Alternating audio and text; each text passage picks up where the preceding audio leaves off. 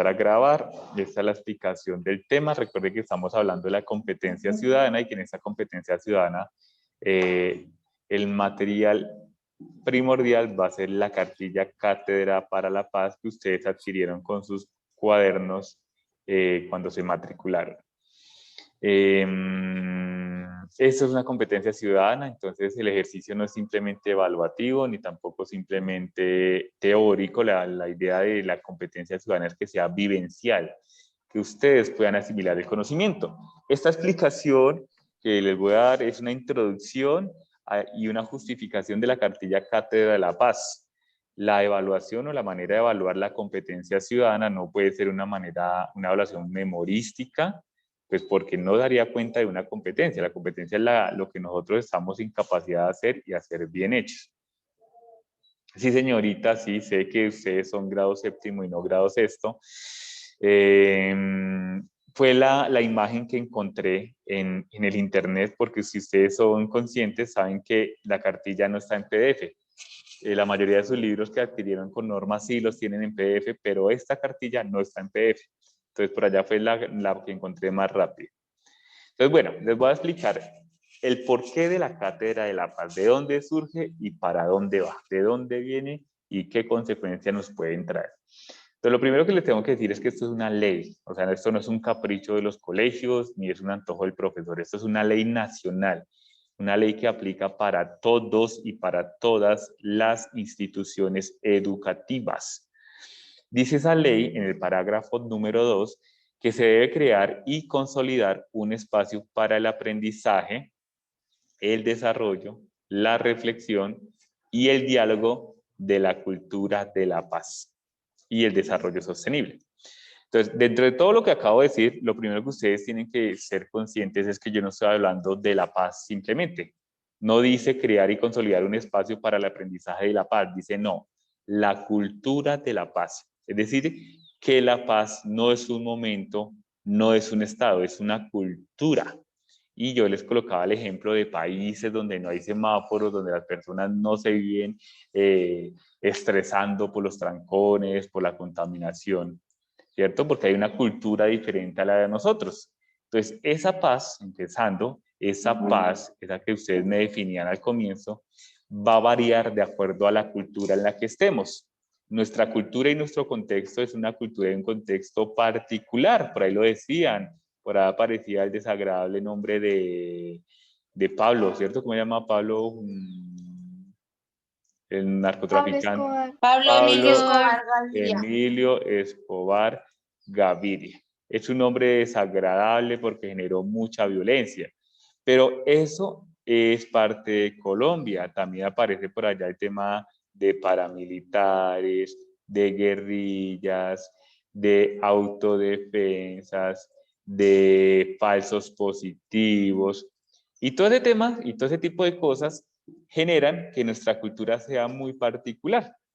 Y como lo decían sus compañeros al comienzo, parece que la palabra violencia y guerra en Colombia sean sinónimo de ser colombiano, ¿cierto? Que como que toda la vida hemos vivido en guerra.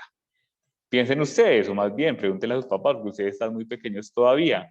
¿Hace cuánto Colombia vive en guerra? Al comienzo, entonces, la guerra fue por la liberación. Y entonces estaba Simón Bolívar, hizo una guerra para la liberación, perfecto. Luego por allá aparecieron conservadores y liberales, y esa guerra entonces era de los unos contra los otros. Los azules mataban a los rojos mataban a los azules, quién tenía el poder, quién hacía más. Después de eso y a consecuencia de eso aparecieron las guerrillas. Entonces la guerrilla luchaba o se suponía que luchaba por los derechos del pueblo, el ejército defendía al pueblo y entre unos y otros hacían guerra y hacían violencia. Después por allá apareció un tema bastante complejo al día de hoy que se llama el paramilitarismo, y entonces el paramilitarismo no era ni guerrilla ni era ejército, pero también hacía violencia. Al mismo tiempo aparecieron autodefensas, que eran supuestamente campesinos armados que se querían defender de paramilitares, de guerrilla y de los militares.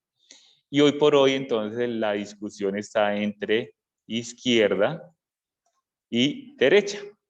¿cierto? Entonces, los de derecha quieren todo el poder, son todos los ricos, los de izquierda quieren todo regalado, los de izquierda son vagos, son mantenidos y demás.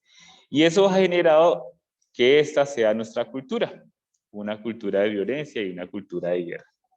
Por eso la importancia de una cátedra de la paz, para que nosotros empecemos a darnos cuenta que no necesariamente porque yo piense de una manera diferente, no necesariamente soy un enemigo del Estado, que es lo que nos han hecho pensar o lo que hemos pensado últimamente. Entonces, yo soy un líder social que busco mis derechos y entonces de una vez me convierto en un enemigo del Estado y aparezco muerto por allá el otro día. ¿Quién me mató? No sé. ¿Por qué me mataron? No sé. El problema está en que nosotros volvemos eso algo normal. Nosotros decimos, no, pero como que es normal que las personas se mueran. Sí, es como que los asesinos, sí, las masacres, sí, desplazamiento. Y entonces necesitamos cambiar esa cultura. Por eso dice entonces que necesitamos aprender primero. Luego que aprendamos, vamos a reflexionar sobre lo que aprendimos. Oiga, ¿sí será importante la paz? ¿Sí se puede aplicar la paz en Colombia? Luego un diálogo, porque la paz no es mía conmigo, la paz es mía con el otro, con el vecino, con el venezolano, con el argentino, con el alemán, con el profesor, con el rector. ¿Sobre qué? Pues obviamente sobre esta cultura de la paz. ¿Qué cosas ocasionan paz y qué cosas no ocasionan paz? Y ahí al mismo tiempo para meter al medio ambiente, que es del cual vivimos todos, un desarrollo sostenible.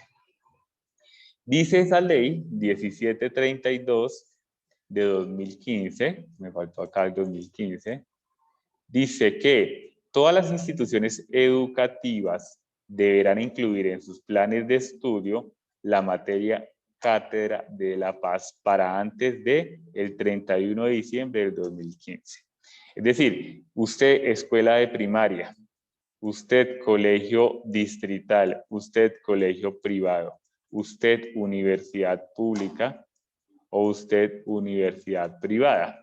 Todos, absolutamente todos ustedes deben contar con una cátedra para la paz o cátedra de la paz. Y todo eso debería suceder antes del año 2015. Efectivamente, así sucedió y efectivamente hoy por hoy tenemos esta cátedra y esas cartillas que se llaman Cátedra de la Paz. No es nada malo, es algo absolutamente bueno, algo beneficioso. ¿Qué es importante analizar acá? Esta ley de la Cátedra de la Paz surge bajo el mandato del señor Juan Manuel Santos, para algunos muy bueno, para otros muy malos. Juan Manuel Santos, qué pena. Sin embargo, ¿qué cosas nos quedaron buenas de él? Como de todo, debe quedar algo bueno, pues efectivamente esta Cátedra de la Paz. Él ordenó que todos los colegios y todas las instituciones educativas deberían enseñar esa cultura de la paz. Y eso es lo que hemos venido haciendo desde el año 2015, o sea que ya llevamos 6 años, ¿cierto? ¿Por qué es importante hablar de estos años? Porque hablamos de cultura y la cultura no se transforma de un día para otro, se transforma con un constante desempeño, constante accionar y constante pensamiento. Así las personas cambiamos y dejamos de creer que todos somos enemigos.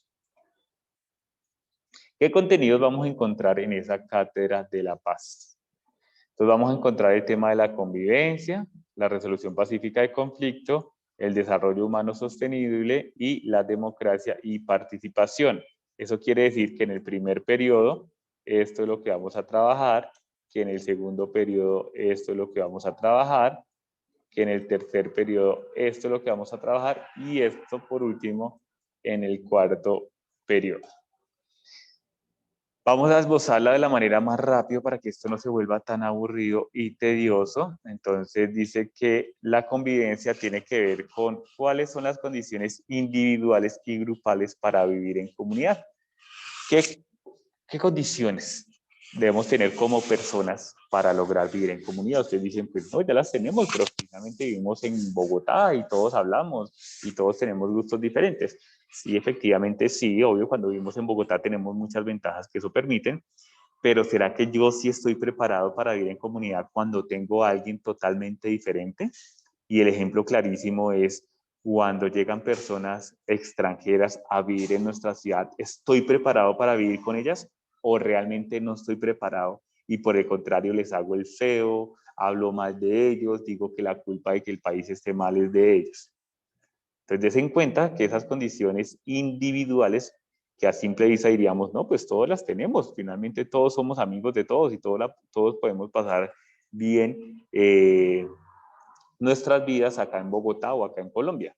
Sí, perfecto, cuando todos estamos bien, sí, pero cuando yo estoy bien y otro está mal y llega a mi país buscando ayuda, ¿estoy preparado para recibirlo o lo voy a señalar y lo voy a marginar?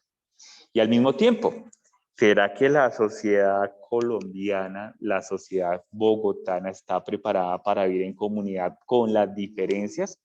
¿Cuáles diferencias? Pues todas las diferencias que los seres humanos presentamos. Somos seres humanos particulares. A mí me gusta el rock, a mí me gusta el vallenato, a mí me gusta el trap, a mí me gusta el rap, el reggaetón, el merengue, qué sé yo. A mí me gusta escuchar la música de todo volumen los sábados en la mañana. A mí me gusta hacer asados en la calle.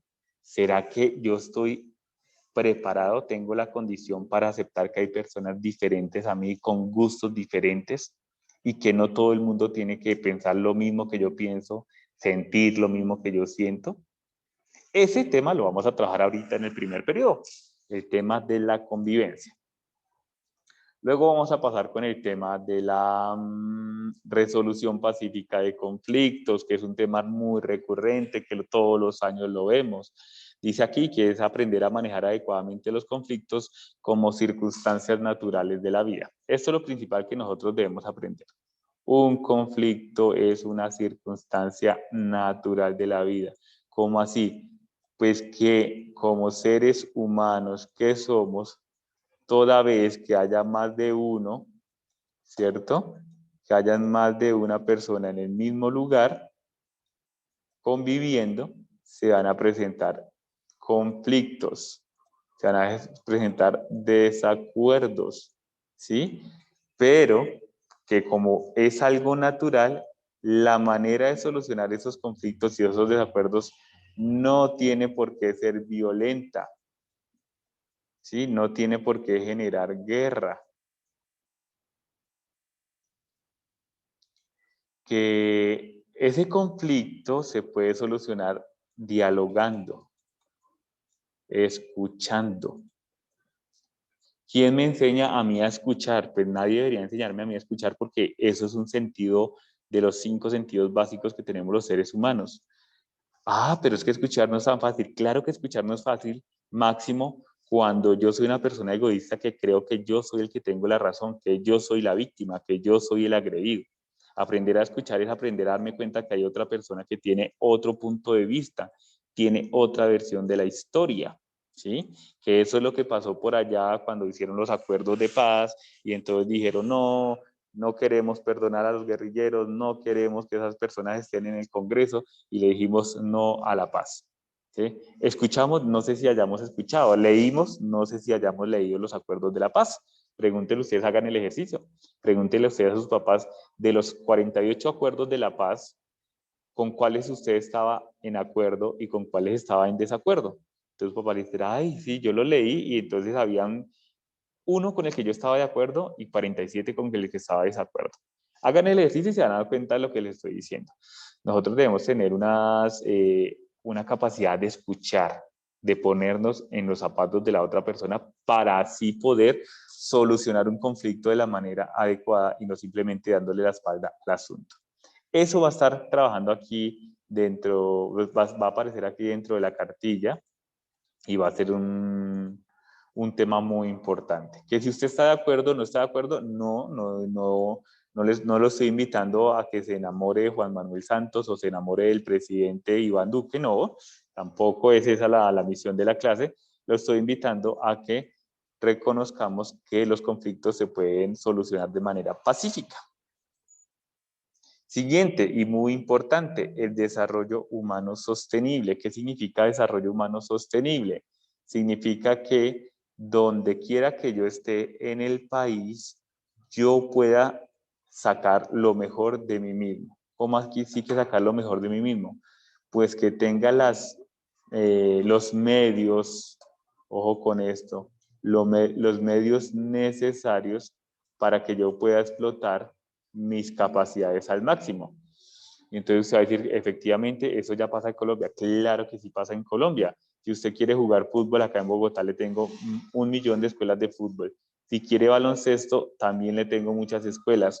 Si quiere música, si quiere artes, si quiere karate, si quiere cine, teatro, televisión, todo se lo tengo acá, ¿cierto?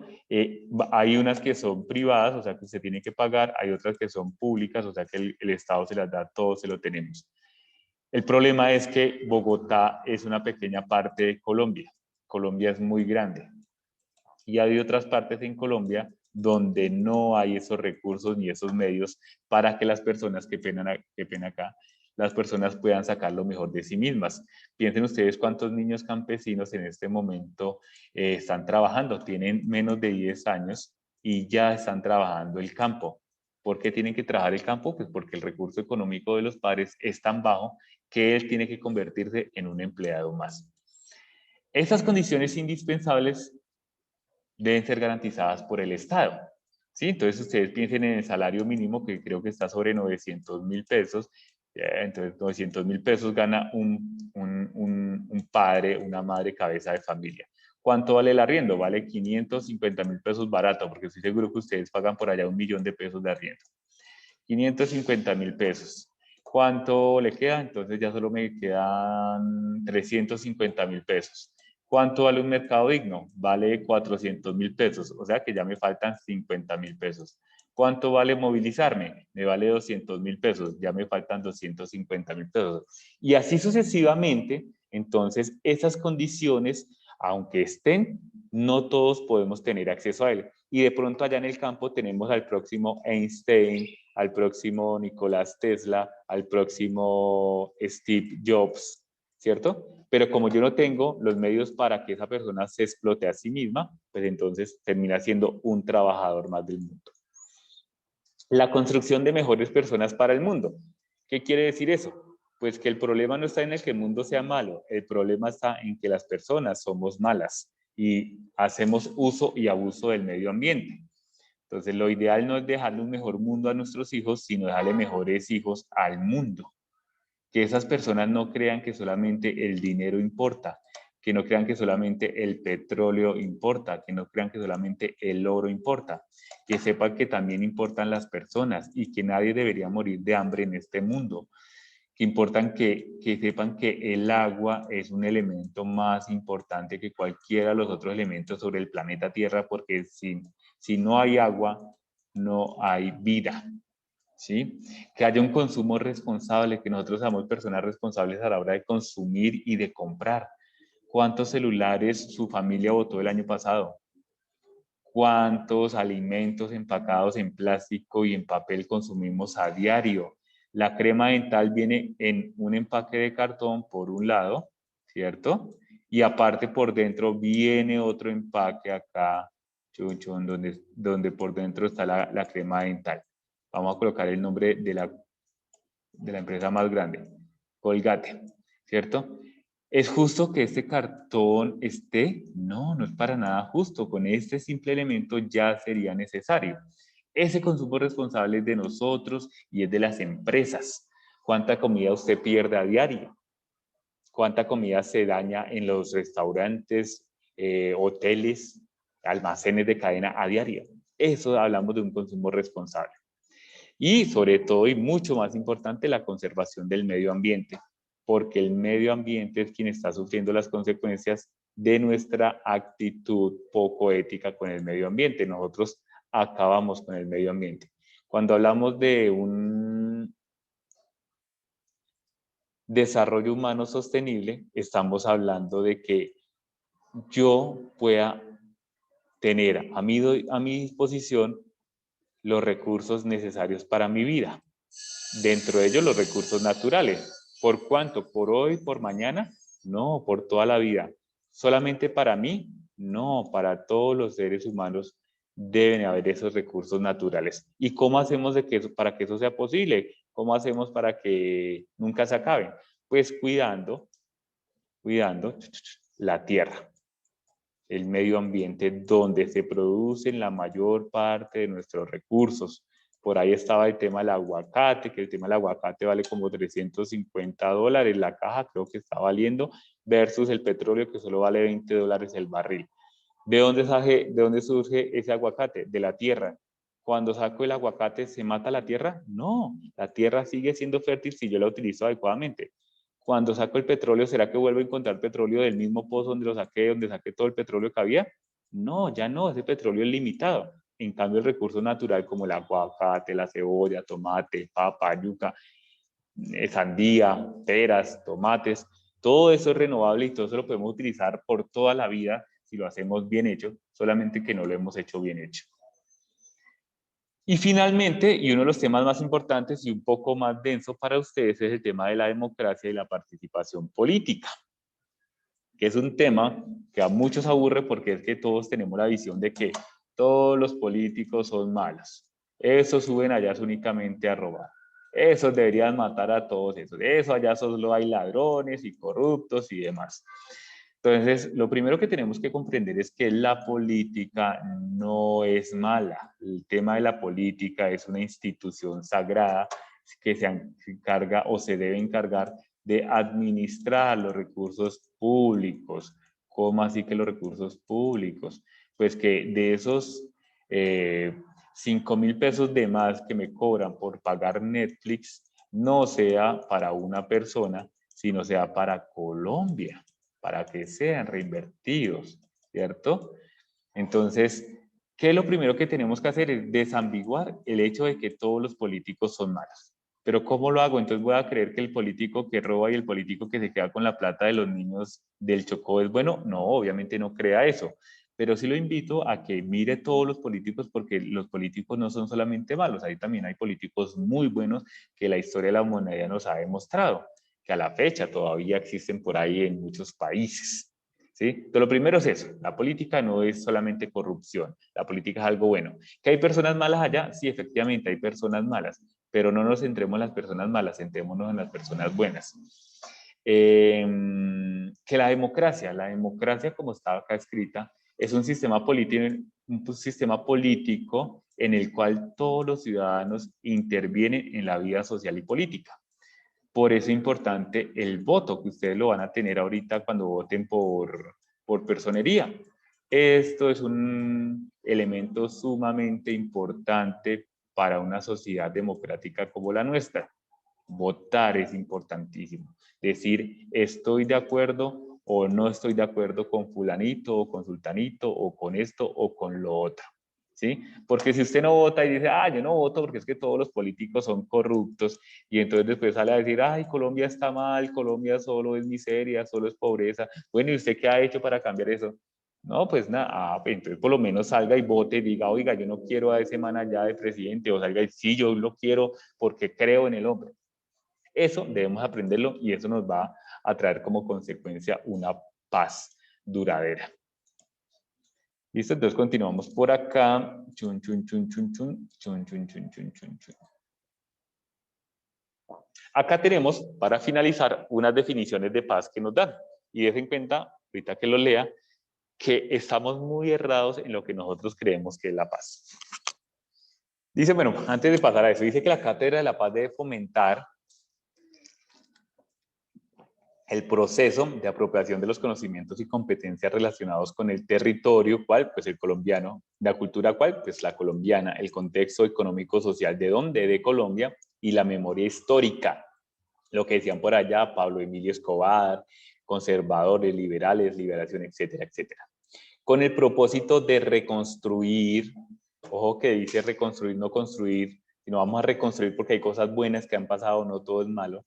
El tejido social. ¿Qué significa el tejido social?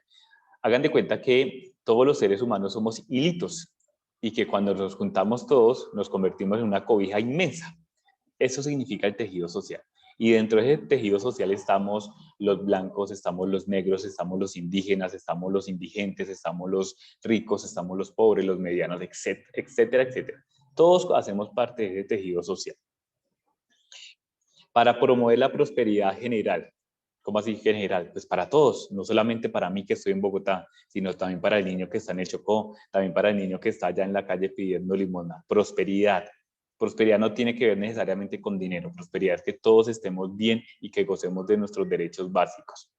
Y garantizar la efectividad de los principios, derechos y deberes consagrados en la Constitución colombiana. Definiciones de la paz que hemos tenido. Dice, la paz se define como algo más que la ausencia de guerra.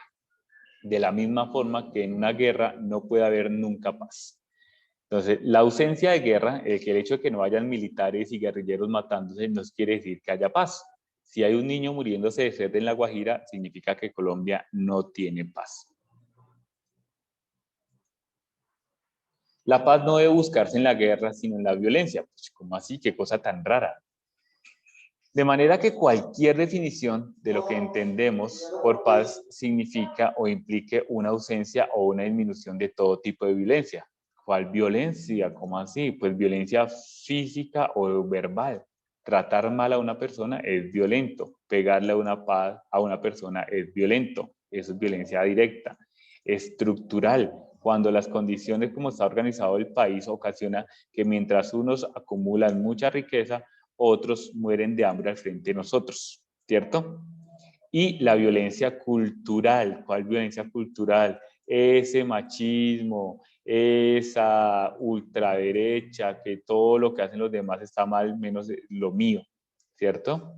O vaya dirigido contra el cuerpo, la mente o el espíritu de cualquier ser humano, o contra, ojo con esto, la naturaleza. No debemos irnos en contra del cuerpo, la mente o el espíritu de las personas, ¿cierto? No debemos decirle negro, usted es pobre, usted es feo, usted es venezolano, váyase de acá, no. Pero sobre todo contra la naturaleza, los arbolitos no se pueden defender por sí solos, los animales no se pueden defender por sí solos. Eso es lo que vamos a ver en clase este año. Recuerden que estamos hablando de las competencias ciudadanas, entonces la próxima clase los espero a todos ustedes con su cartilla para trabajar en los talleres de Cátedra de la Paz. Si usted no tiene la cartilla, venga al colegio por acá, que si usted ya pagó todo eso, ya le tienen la cartilla acá. Es importante la cartilla para trabajar.